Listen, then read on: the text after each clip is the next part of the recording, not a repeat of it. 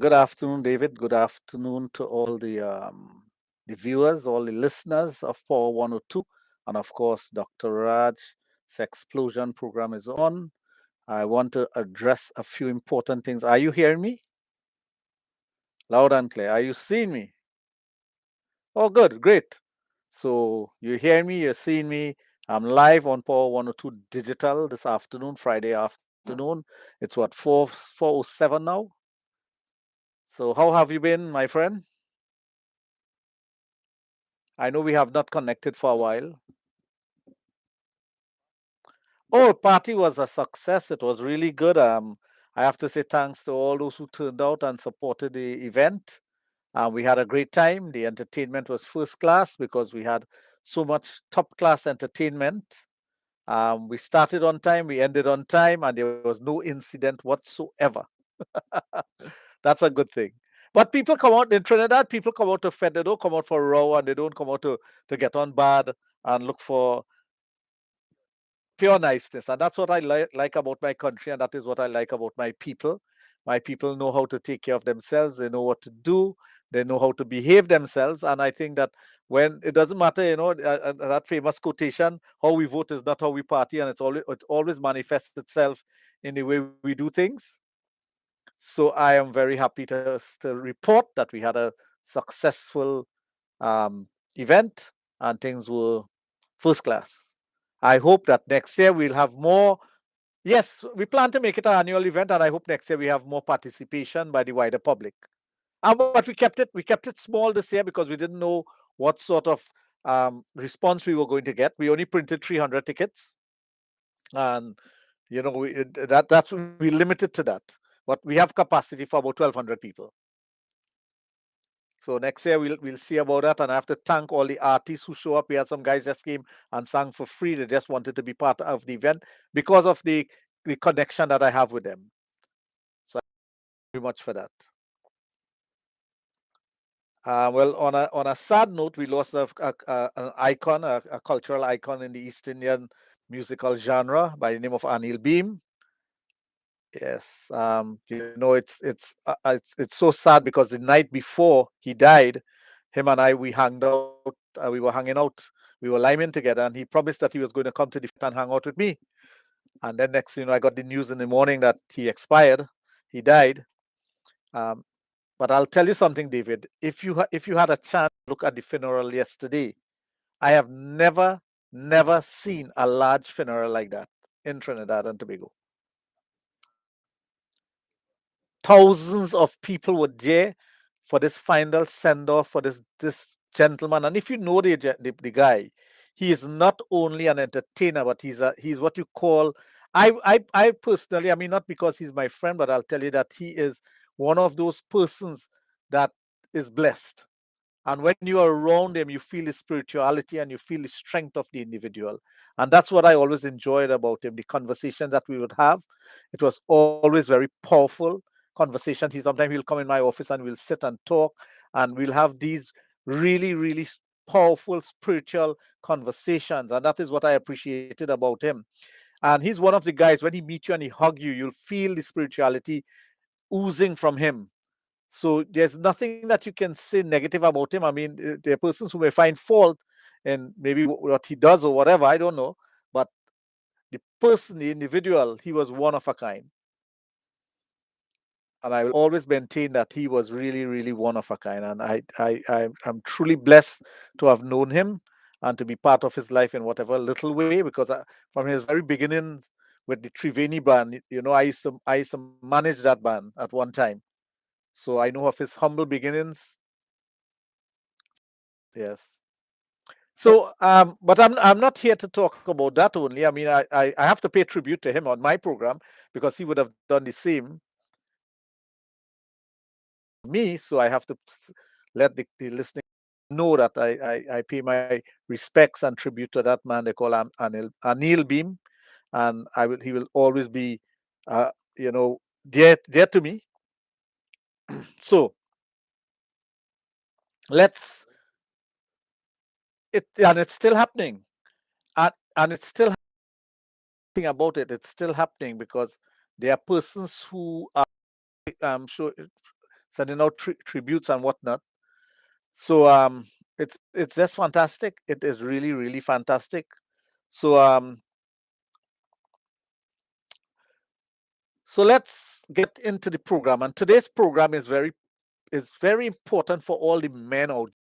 And it's because of what I'm noticing in society and the things that I'm faced with at the business place, at my clinics, when people come to me and they're asking certain questions and they are they're giving me information also. So I'll start with the basic. Men need to pay attention to their health. We all, well, men and women, but I'm talking about men's sexual health here. Need to pay attention to our sexual health. We have to look at the signs that are going to affect us, the things that are going to cause problems in our lives as we age. Now, you could you could be in your teenage years and you can have sexual dysfunction. Although persons don't think that. They don't think that a young man could have sexual dysfunction. But I'll tell you, it's very real. And one of the things that are causing that is because of our lifestyle, poor eating habits, stress from a very young age, not getting enough night rest, um, being addicted to social media and other medias. And I'll explain that in a while. So that's dealing with the younger generation, the teenagers and others in our society. And I'll explain that to you. The human body needs certain things to operate efficiently. We need food, we need nutrition from the food, we need rest, we need recreation, we need to keep our body balanced with certain things. A lot of times, the younger generation don't get that balance because they are caught up with one aspect of their lives and they don't take care of the recreational part, they don't take care of the nutritional part or other elements. They don't take care of that. And if you don't take care of that aspect of your life, it's going to affect you later on. Now, unfortunately, over the years, we have morphed into what you call a fast food society.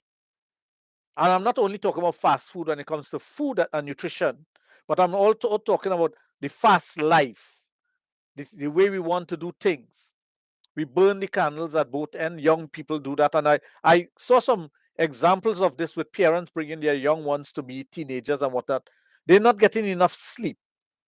And sleep is an important factor for a good sex life. Very important factor. Because if you don't get enough sleep, your testosterone level is affected because you start burning up your testosterone at a young age. Not only your testosterone level, but you don't feel good, you're sluggish. If you don't get enough sleep and you are out doing your chores or whatever you have to do the following day, because of that lack of rest, you're not going to function properly the following day or days ahead.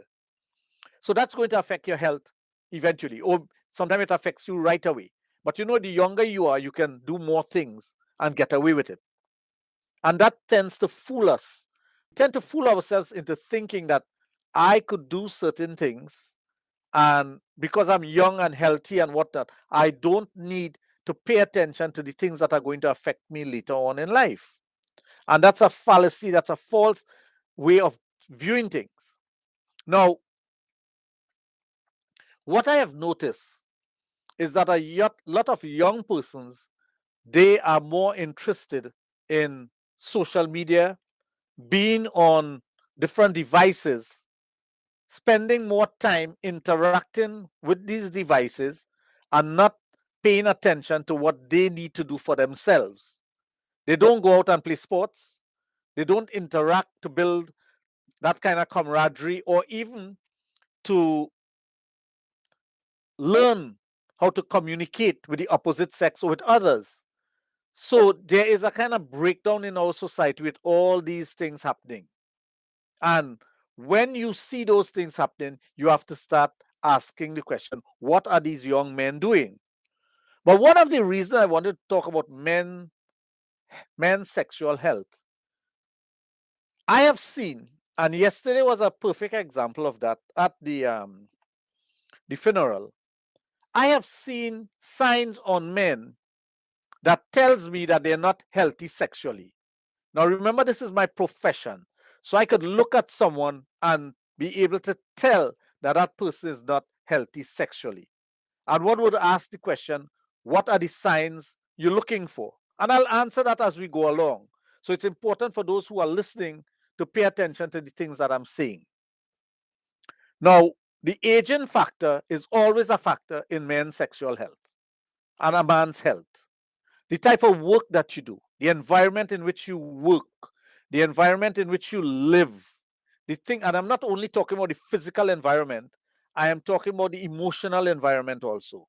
So when I'm dealing with the word environment, I'm talking about different aspects of the environment, environmental factors that can affect your mind, your body, and of course, your spiritual being. But since we are talking about men's sexual health, I want to break it down in layman's terms for persons to understand. A man's sexual health, and when I say a man, I'm talking from a teenager onwards, is very important. It's the alarm system that God gave you. It is something that you have to pay attention to. A lot of times we take it for granted that our sexual system is just something that happens naturally and I really don't need to pay attention. So when I say it's the alarm system that you're given, because the hormone in a man controls other aspects of his being, for example, his heart, his kidney, his liver, and his brain, it's important to take care or to pay attention to his sexual health. The alarm system that I'm talking about is that sexual health part of you. So once there are changes in your sexual health, you know that there are other changes taking place in your body. So the hormone level, if it starts to drop and it's affecting your sexual health, well, it's not really only your sexual health. There are other things, the four other things that I called out: your heart, your kidney, your liver, and your brain. That is also being affected. But what the body does, it takes all the elements that you need to have your sexual function going and sends it to the four other main factors. Because the heart is very important, your kidney is very important, your liver is very important, and your brain is ultra important. When that starts happening, you're going to have low libido, you're going to have a drop in your sex drive, which is a low libido. You're going to not feel as energetic as you used to feel. You're not going to be turned on by the things that are supposed to turn you on or the things that were turning you on before. So, definitely, that shift of the hormones from your sexual beings to the other organs, more importantly, tells you that the sexual part of you is an alarm system. It's telling you something is wrong. From the time you start understanding that there are changes in my sexual prowess, there are changes in my libido, know for a fact that something else is going wrong in your body. So, if you have diabetes, high cholesterol, hypertension, or any one of those diseases, lifestyle diseases, you know for a fact that you are having something, well, something is going wrong in your body and it's going to manifest itself in your sexual being, in your sexual presence. But do we pay attention to it? And if we pay attention to our sexual health, what do we do about it? Now, a lot of times, young men, and this is the crazy part of it, a young man in his teenage years do not need a sexual booster to enjoy sex. You don't. If a young man in his teenage years needs a sexual booster to perform sexually, then something is wrong with you. Now, I'm not talking about premature ejaculation here. Although there are drugs that are given to young men to help them with premature ejaculation, and I'm going to use this very sternly, it might sound loosely, but sternly, do not use a drug that is meant for depression or other things, mental illness, to stay longer when you're having sex. That's the worst thing you can ever do. You need to understand that if you're having sexual dysfunction, the premature ejaculation part of it, there is a protocol that you need to learn. There are exercises that you need to do that will help you to control the pubococcygeal muscle, which is your PC muscle, and allow you to have control over when you ejaculate and how long it takes to ejaculate. So that's very, very important to understand. But let's move back to the sexual health of it. If one look at people in society, men, how they move, their physical appearance, there are telltale signs that will show you something is wrong with that individual. If you look at their skin tone, you look at the flexibility of their skin, the tone of their skin, and I'm not talking about color, I am talking about how it looks. If it looks sagging, if the skin is coming off the bone, as we say, then something is wrong. It is a clear indication that something is wrong with this person. But is the individual paying attention to these things?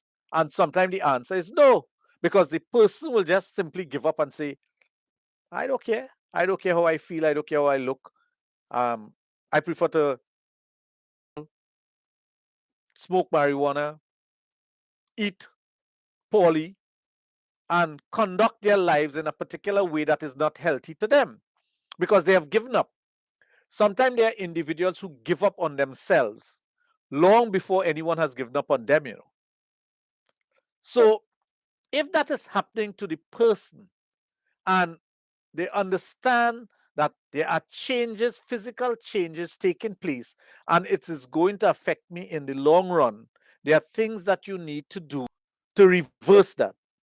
But if you don't understand what's happening, how are you going to reverse it? So let's take the physical appearance of an individual. If a person is grossly overweight, you definitely have a problem and it's going to affect you sexually. I don't care how much the person would want to bury their heads in the sand and say, I don't have no sexual dysfunction, although I'm overweight. I can tell you that is not so. Once you are becoming overweight, first of all, this is the PC muscle. It acts like a hammock between the penis and the anus and everything in between. Your gut is getting bigger. Therefore, there's more weight on the PC muscle. What happens when there's more weight on the PC muscle? First of all, it pulls in the penis. So your penis is going to shrink. It's going to get shorter. I mean, that is simple physics. Secondly, because of the pressure on the PC muscle, it's going to cause erectile dysfunction. The penis is not going to stand up as it's supposed to. And it's going to cause you not to have control over your penis. So even though you may be getting an erection, you will not be able to control that erection and you will not be able to put the erection to use. And you remember, it is also shrinking, so it's pulling inside.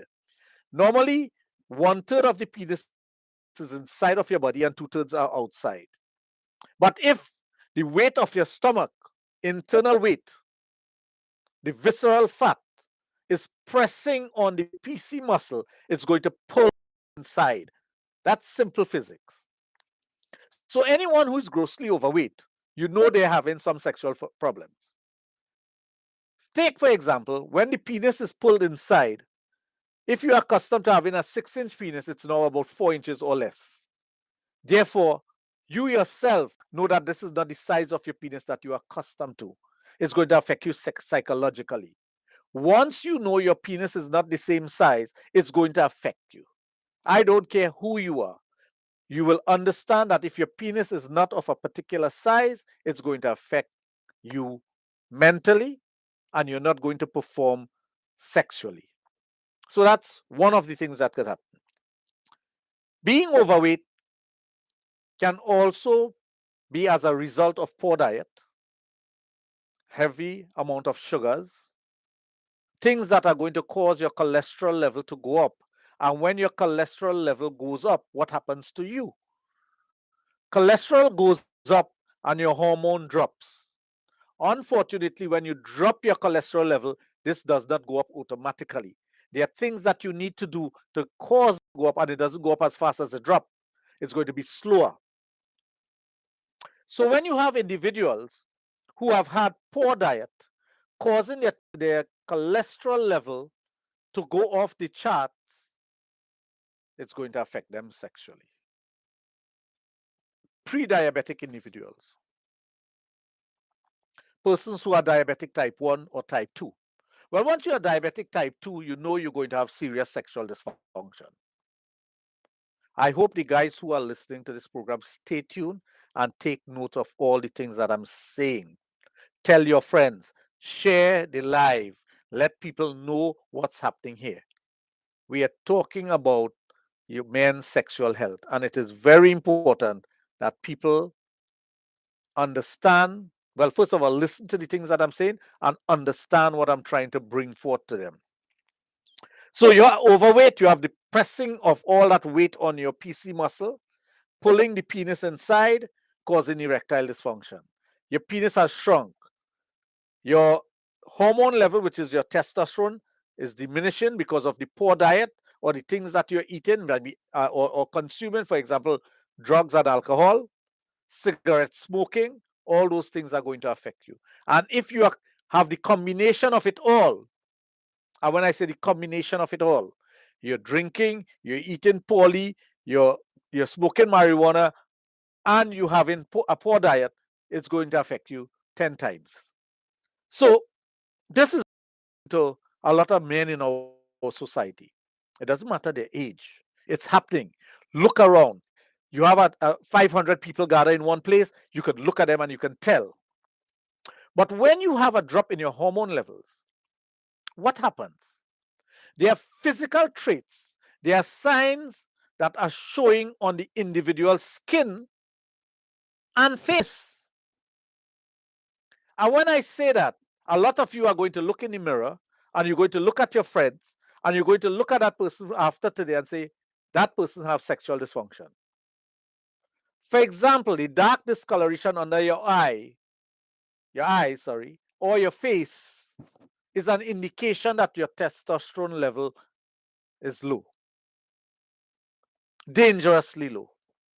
And when your testosterone level is dangerously low, it's going to affect your heart, your kidney, your liver, and your brain.